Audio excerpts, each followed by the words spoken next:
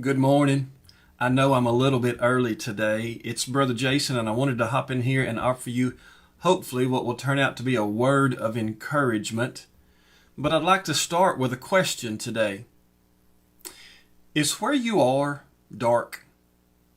I don't mean the room that you're in and the lighting situation. I don't mean the overcast skies that we see outside. I know that sometimes because of Christmas time can feel like it's dark.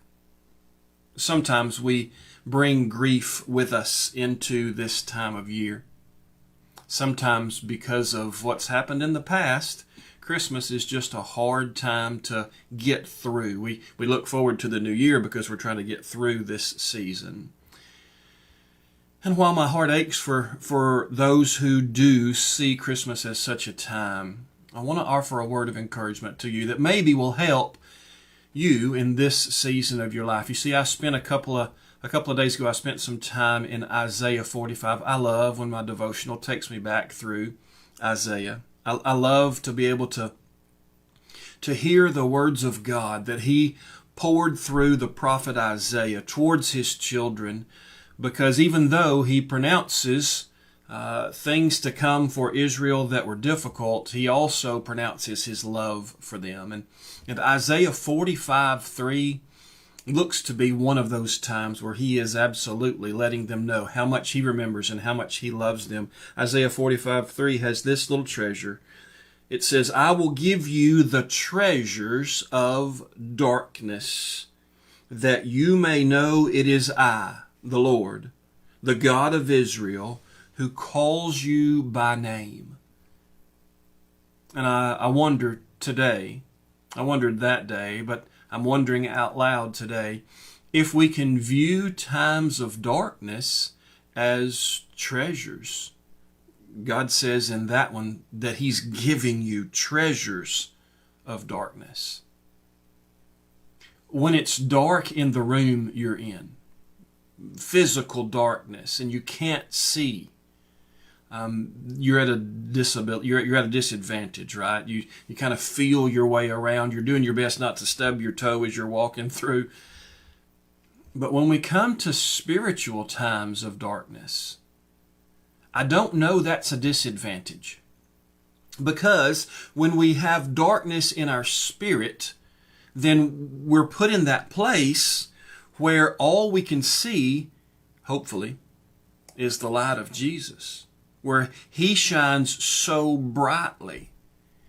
It puts us in a position to do what He says when He says, fix your eyes on Jesus, the author and perfecter of your faith. Lift your eyes off or away from this world, the darkness of this world. Lift your eyes from that to Him. He says, He told us Sunday in our time together, lift your head, lift your eyes, raise your head, He says. And for us to look to Him instead of looking at the circumstances that we find ourselves living in, we might find a treasure.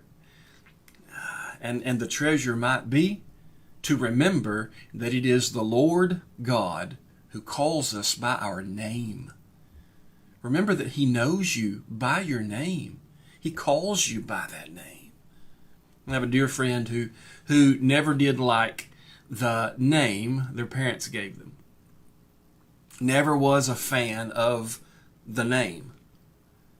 Yet, I always was just kind of enamored with their name. I thought, what an incredible name, and because I know the character of my friend, what a name to live up to. And to have the privilege of getting to name our daughter after that friend, a form of that same name, I thought, man, oh man, what a great privilege to have. It is a joy to remember that God knows Jason, and He knows your name as well. Not only does He know it, but He calls it.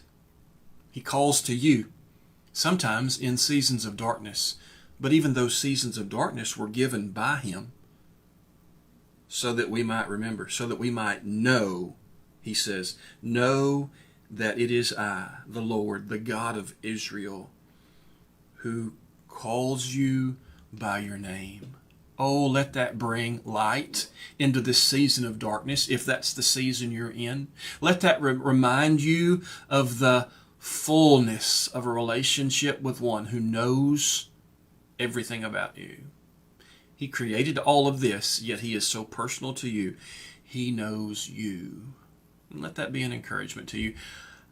I trust that wherever you are and whatever you're doing today, God is able to speak words of encouragement into your heart. And I hope you also know that until I get to see your face again, that I love you and that I